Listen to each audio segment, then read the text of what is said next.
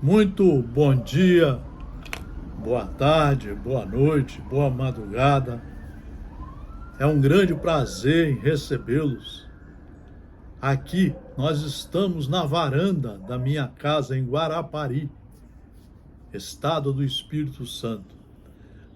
Lá no nosso quarto de estudo nós temos mais de 5.000 livros, mais de 2.000 revistas Reformador, todas já lidas, estudadas.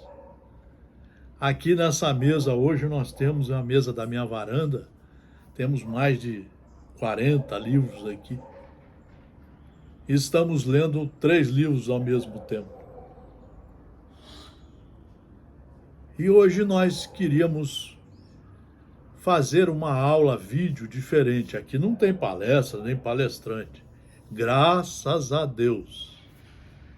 Essa fase de atraso de vida nós já passamos. Só pelo estudo. O estudo em casa, de 1 a 4 horas por dia, em livros seguros, na sequência, é que você pode aprender e retirar do livro seguro a substância para a sua reforma íntima, para a sua renovação, para ser um homem, uma mulher do bem, mas do bem ativo, aquele que pratica o bem até quando está sozinho na escuridão do seu quarto. Alguma coisa boa ele vai estar fazendo. De maneira que hoje nós queremos conversar um pouco, bater um papo. Mas é uma aula com livros seguros. Aqui nós não temos intenção nenhuma, de fazer palestra com temas que a gente inventa só para fazer sucesso. Não.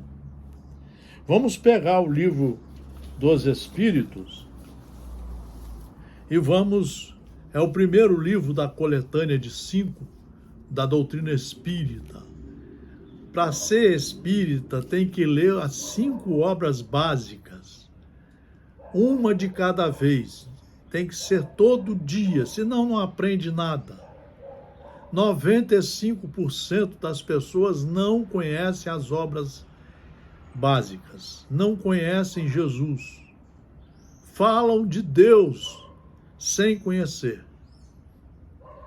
Mas nós temos aqui uma página que foi escrita foi coordenada por Allan Kardec e respondida pelos espíritos superiores, que se deve entender por lei natural. A lei natural é a lei de Deus. Então, Deus é o Criador, Ele criou tudo, as galáxias, tudo, o mar, os rios, os planetas, o sistema solar, os vários sistemas que existem. E ele controla tudo. Senão não seria Deus. Deus é o Criador. É por isso que a primeira pergunta do Livro dos Espíritos, a pergunta número 1, porque são 1019 perguntas, né? A primeira pergunta do Livro dos Espíritos é exatamente a pergunta sobre quem é Deus? Deus é a inteligência suprema, causa primária de todas as coisas, que se deve entender por infinito, o que não tem começo nem fim, o desconhecido. Tudo o que é desconhecido é infinito. Poder-se-ia dizer que Deus é o infinito? Definição incompleta. Pobreza da linguagem humana, insuficiente para definir o que está acima da linguagem dos homens. Então nós temos que, devagarzinho, Deus é infinito em suas perfeições, mas o infinito é uma abstração. Dizer que Deus é o infinito é tomar o atributo de uma coisa pela coisa mesma. é definir uma coisa que não está conhecida por uma outra que não o está mais do que a primeira. Onde se pode encontrar a prova da existência de Deus? No axioma que aplicais às vossas ciências. Não há efeito sem causa. Procurai a causa de tudo, o que não é obra do homem, e a vossa razão responderá.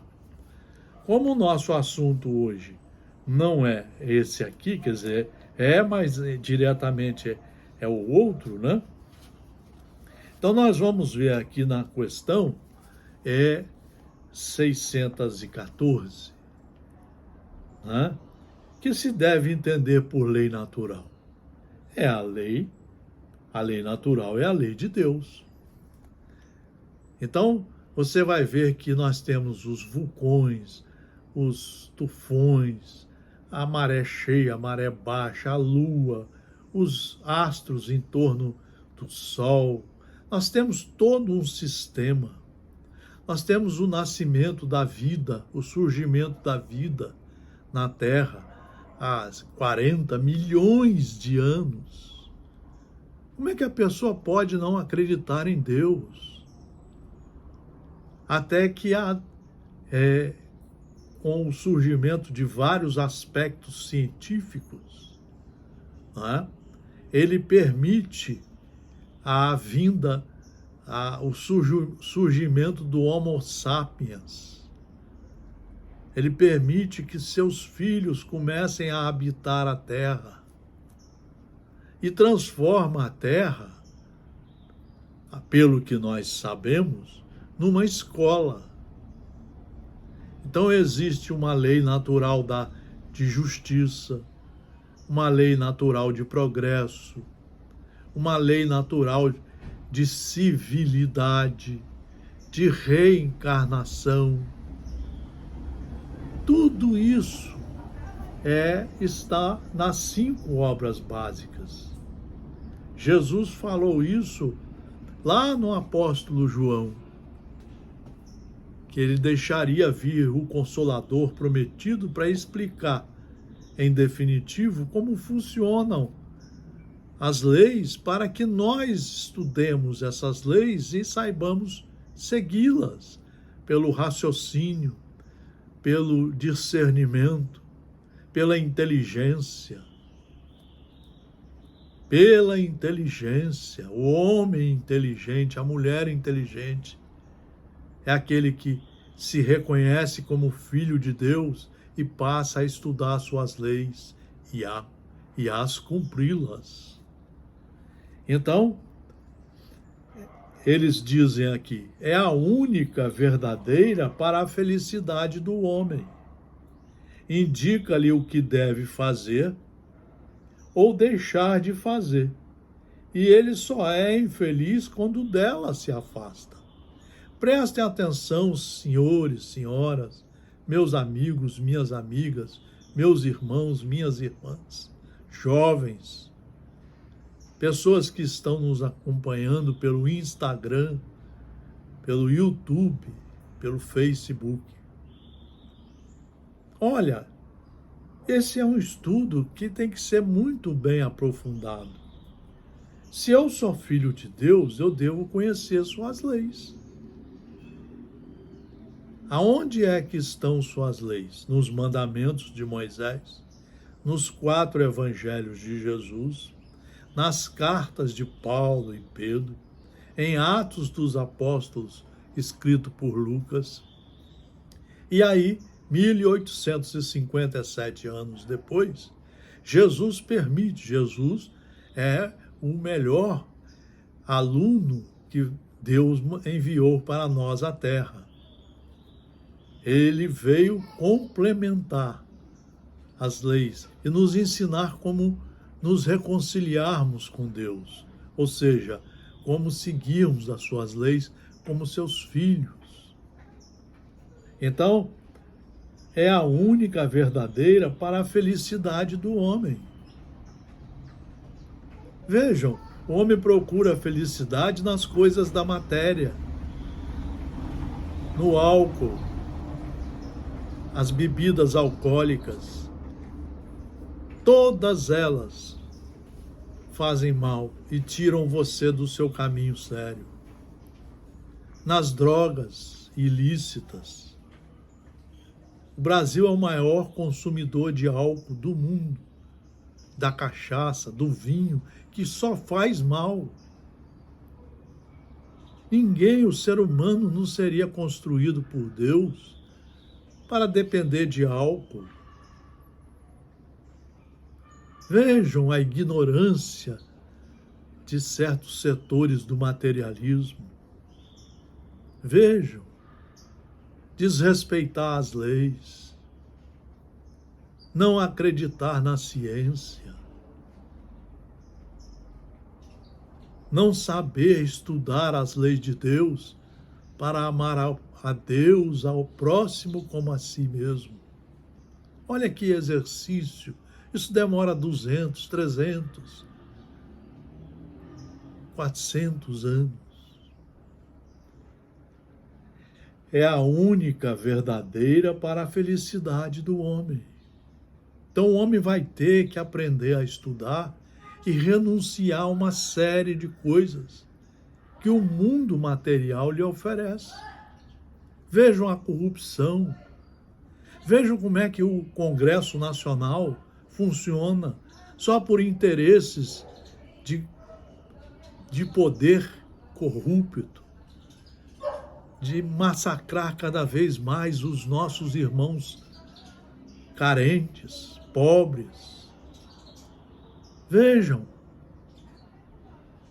nós precisamos reeducar a todos, graças a Deus, que todos vão passar pela morte, vão revisar os seus atos e vão ter quantas oportunidades necessárias forem para reencarnar, fazendo as retificações para serem criaturas do bem. Quem segue as leis de Deus não é seguir palestrante, não é seguir mensagens mediúnicas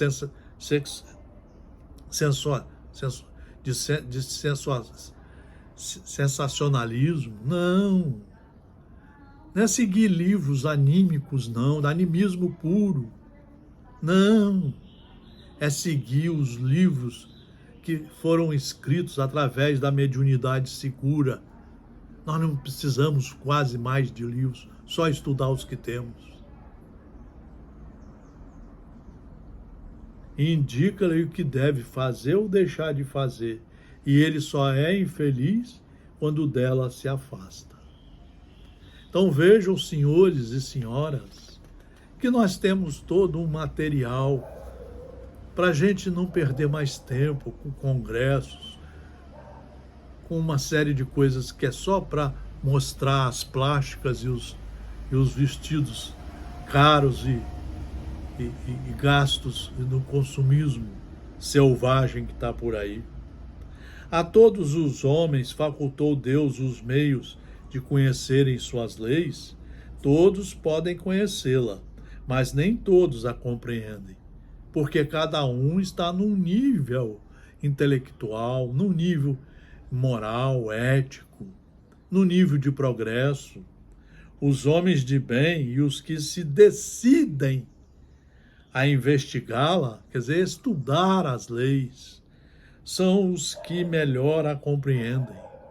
Para isso é que você tem que estudar de 1 a 4 horas por dia, na sequência dos livros.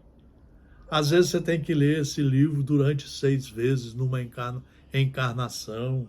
Não pode ficar fazendo palestra, como nós estamos vendo por aí, usando o celular. Não pode. Isso é crime, é lesa a pátria. Você está lesando a mente de seus irmãos, da sociedade. Vamos pegar aqui um livro de Leon Denis, né? Um livro de Leon Denis, são 7. Esse livro tem que ser lido 5, 6 vezes. O pensamento, dizíamos, é criador. Então, você tem que limpar a sua mente. Tem que lavar a mente para só deixar entrar os ensinamentos das leis naturais, das leis de Deus e, obviamente, das leis do Estado democrático de direito dos países, das nações organizadas, como a nossa, a partir de 1988. Nós não estamos construindo a democracia para seguir qualquer político, qualquer partido que é formado só para ter interesse no dinheiro e no poder. Não, nós temos que escolher, construir partidos que saibam administrar para que todos possam usufruir do progresso, todos como irmãos. O pensamento, dizíamos, é criador, não atua somente em roda de nós, influenciando nossos semelhantes para o bem ou para o mal. Atua principalmente em nós. Gera nossas palavras, nossas ações, e com ele construímos o dia a dia, o edifício grandioso ou miserável de nossa vida presente e futura. Jesus falava no coração. Aonde está o teu coração, estará o teu tesouro. Porque ele não poderia, naquela época, falar na existência do cérebro e da mente. A mente está ligada ao espírito. É ali que ele leva, mesmo depois da morte, toda a bagagem intelectual, ética, moral que ele adquiriu, todos os seus defeitos e todos os seus acertos. Se ele falasse isso, ninguém ia entender. Ele deixou para que isso fosse explicado pela doutrina espírita, pelo Consolador prometido. Então nós temos que limpar a nossa mente. Ele falou lavar o vaso da alma e cuidar desse campo, como está no Evangelho segundo o Espiritismo, e aí semear as lições de Deus, através de Jesus e da obra espírita, do Consolador prometido. E aí só vai sair de dentro de nós a luz. Foi o que Jesus disse: deixe brilhar a sua luz. Então, se você tiver mal alimentado na sua mente, você só vai fazer porcaria, só vai praticar atos corruptos. Você viu um dia desse aqui, um deputado, pela primeira vez, usando o carro oficial, que não é dele, é nosso, é do povo. Ele estava dirigindo uma hora da manhã, alcoolizado, bêbado. Então nós estamos criando monstros com a pele de lobos. São monstros que querem roubar. Você vê, tem político incentivando a nós a comprarmos armas. Quando ninguém de nós precisa de arma. Nós estamos precisando do Evangelho de Jesus estudado, acreditado, conhecido, entendido e praticado. E Jesus veio mostrar que no seu Evangelho não há espaço, que nas leis de Deus não há espaço nenhum para a violência. Porque quando você for violentado, você deve aprender a perdoar.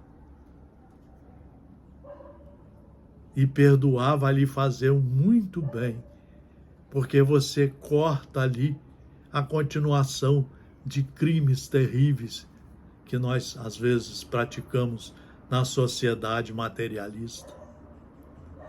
Assim, pouco a pouco, o nosso ser povoa-se de formas frívolas ou austeras, graciosas ou terríveis, grosseiras ou sublimes, de acordo com como nós vamos levando nossa vida. Se você senta na mesa tomando álcool, vinho, cachaça, cerveja, você imagina os espíritos que estão lhe fazendo companhia. Você imagina como é que a sua mente vai ser habitada pelos pensamentos malévolos desses malfeitores. E que você também passa a ser um instrumento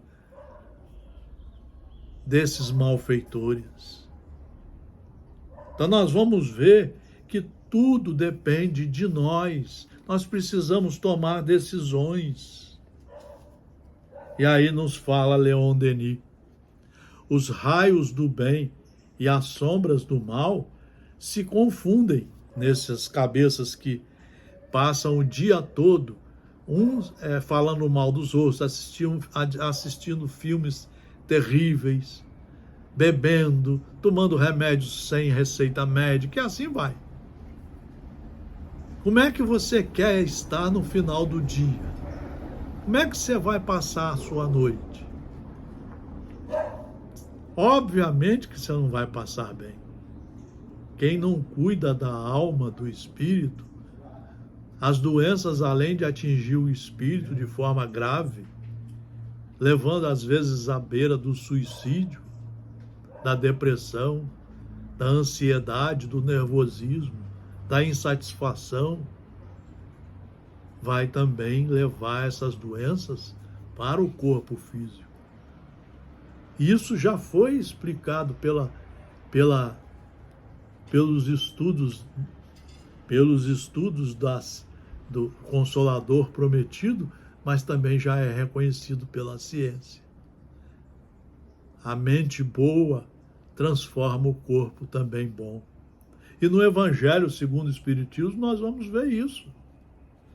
Então, quando você faz essa mistura, primeiro que tudo é preciso aprender a fiscalizar os seus pensamentos, a lavar o vaso da alma, a lavar a mente, tirar dela o lixo que você está carregando. Cada dia você olha um texto no seu celular e acredita em qualquer um. E aquilo passa a te fazer um mal tremendo. E o pior, você passa a espalhar a mentira, as inverdades, e passa também a ser um condutor da prática de crimes. Você vai responder por isso depois da morte. Você vai responder por isso depois da morte. Então, primeiro que tudo, é preciso aprender a fiscalizar os pensamentos, a discipliná-los, a imprimir-lhes uma direção determinada, um fim nobre e digno. Por isso que nós temos que estudar. Quem estuda de 1 a 4 horas por dia vai aprender a se disciplinar fazendo isso. Começando a tomar conta de você. Você é o seu capitão. Você que tem que estar com a mão no volante da lancha ou do navio e também do leme. Você é que vai dizer o caminho que vai seguir. E, obviamente, você vai ser o responsável pelas coisas que você faz para o mal, também para o bem. A fiscalização dos pensamentos implica a fiscalização dos atos, porque se uns são bons, os outros se-lo-ão igualmente. E todo o nosso procedimento achar-se-á regulado por uma concatenação harmônica. Ao passo que, se os passos atos são bons, os nossos pensamentos maus, apenas haverá uma falsa aparência do bem, e continuaremos a trazer em nós um foco malfazejo, cujas influências, mais cedo ou mais tarde, derramar-se-ão fatalmente sobre nossa vida. Nós temos que aprender a limpar a nossa mente, nosso coração, e temos que aprender a cuidar dele minuto a minuto, segundo a segundo, todo dia. É o orai e o vigiai. Vejam, O material está aqui. Basta nós estudarmos. Basta nós querermos seguir o caminho, não é? Seguir o caminho do bem.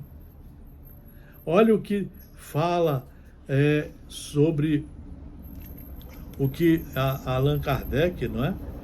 Fala sobre a civilidade, o homem de bem, não é? Então nós vamos ver aqui, olha, nesse livro aqui, né? É um livro que foi editado depois da morte de Allan Kardec, mas os textos são todos dele, obras póstumas, Allan Kardec, Federação Espírita Brasileira. Aqui ele fala liberdade, igualdade e fraternidade. Nós só vamos saber o que é liberdade se nós estudarmos as leis. Immanuel Kant, um jurista alemão do século XVIII, ele dizia que a liberdade de cada um vinha até onde era o início da liberdade do outro, que ele chamou de arbítrio. Quer dizer, você só tem liberdade para agir até onde vai o arbítrio do outro. Você tem que aprender a se respeitar, a respeitar os seus limites. Ninguém tem liberdade para fazer o que quer, nem nas leis naturais, nem nas leis de Deus e nem nos estados democráticos de direito verdadeiros como o nosso. Ninguém tem. Ninguém tem liberdade, a não ser dentro da lei. E aí ele fala aqui, eu não vou ler todo, em razão do tempo, ele fala aqui desse conjunto, que um dia a Terra vai ser assim. Daqui a 3.000 anos, 2.000 anos, quando nós estivermos chegando à perfeição, pelos nossos próprios esforços, aí nós vamos saber utilizar o que é a liberdade, porque nós vamos tratar todos iguais. Nós vamos nos tratar como irmãos, respeitando a tudo e a todos.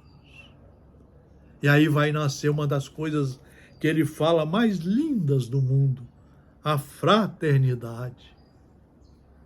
Nós vamos ser fraternos. Você não vai ver ninguém da sociedade jogado sem comida, sem escola, sem acesso ao hospital, aos remédios. Porque todos estaremos juntos trabalhando pelo bem de todos. É por isso que Deus criou o planeta Terra como uma escola bendita. Uma escola onde todos vão ter que passar. Porque a reencarnação está no livro dos Espíritos. É uma determinação de Deus. E todos vamos vir pela reencarnação para aprender, como alunos reprovados, a maioria. E aqui vamos ter a oportunidade de começar numa família e ali é a nossa escola, onde nós vamos aprender, retificar os erros, ressarcir os danos, nos endireitar dentro das leis. Nós vamos aprender a estudar a lei e ficar dentro dos seus limites. Tem criaturas que dizem que são cristãos e usam o celular só para xingar, para falar mal dos outros, criando uma sociedade violenta ou ajudando a criar uma sociedade violenta.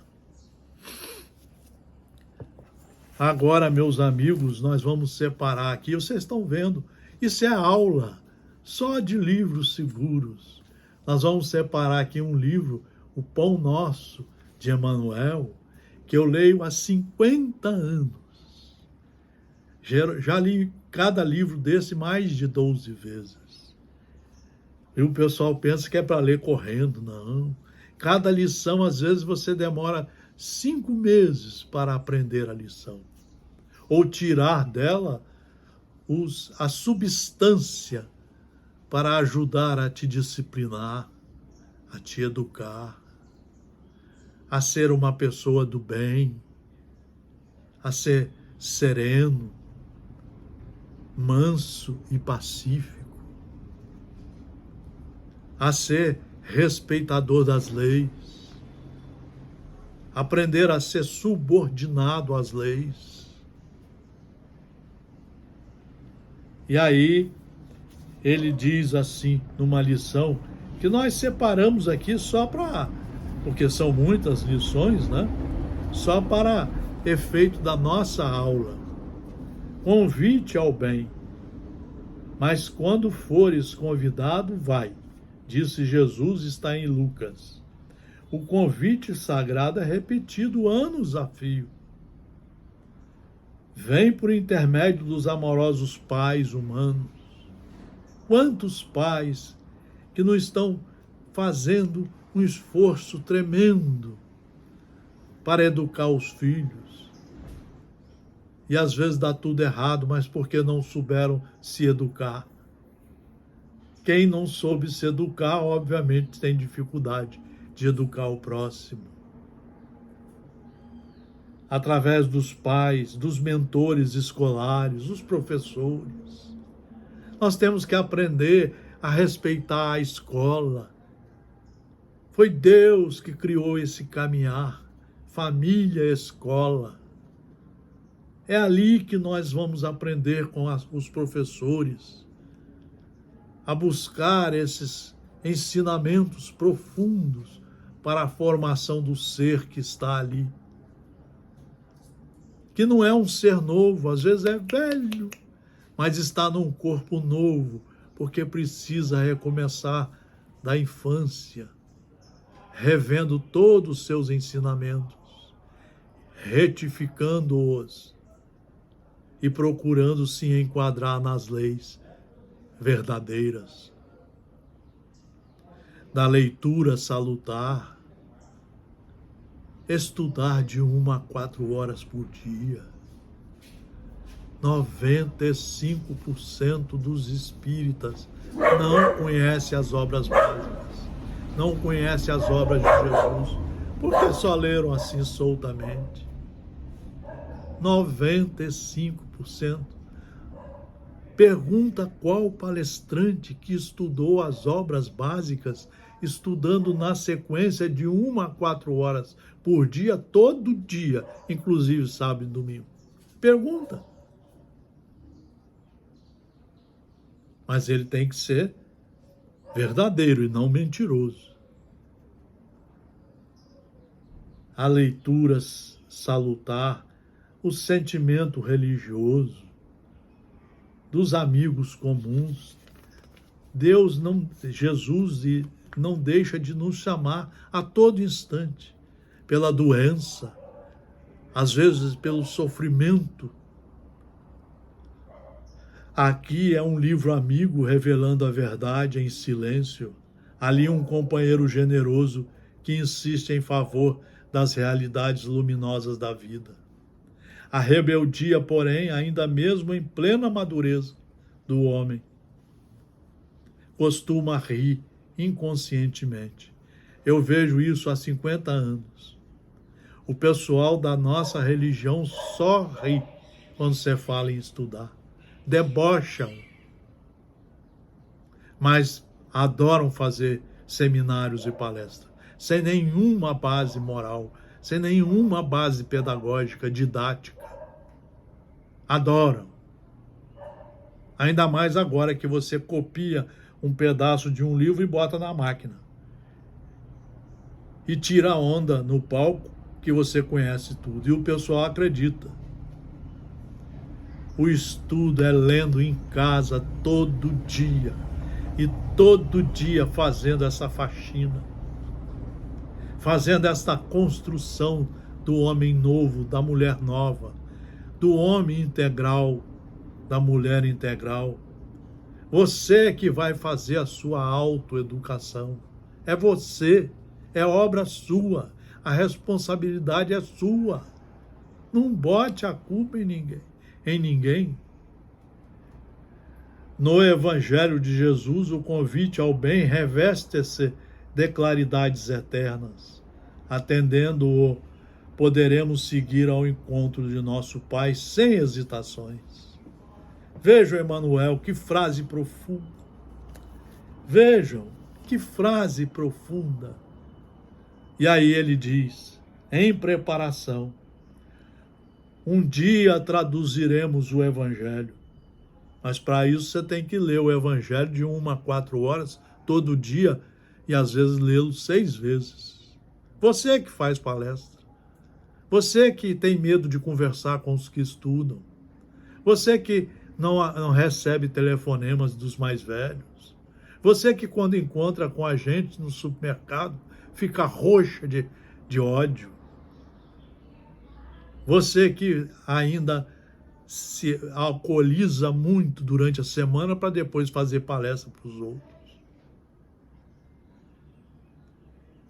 Um dia traduziremos o Evangelho em todas as línguas, em todas as culturas, exaltando-lhe a grandeza, destacando-lhe a sublimidade, semeando-lhe a poesia, comentando-lhe a verdade, interpretando-lhe as lições, impondo-nos ao raciocínio, aprimorando o coração e reformando a nossa inteligência, renovando as leis pelos meios legítimos, aperfeiçoando os costumes pelos bons estudos e exemplos, aclarando os caminhos. Isso um dia, diz Emmanuel. Mas virá o momento em que a boa nova deve ser impressa em nós mesmos, nos refolhos da mente, nos recessos do peito, por meio das palavras e das ações, dos princípios e ideais, das aspirações e das esperanças, dos gestos e pensamentos, porque, em verdade, se o céu nos permite espalhar-lhe a divina mensagem no mundo, um dia exigirá nos convertamos em traduções vivas do Evangelho na Terra.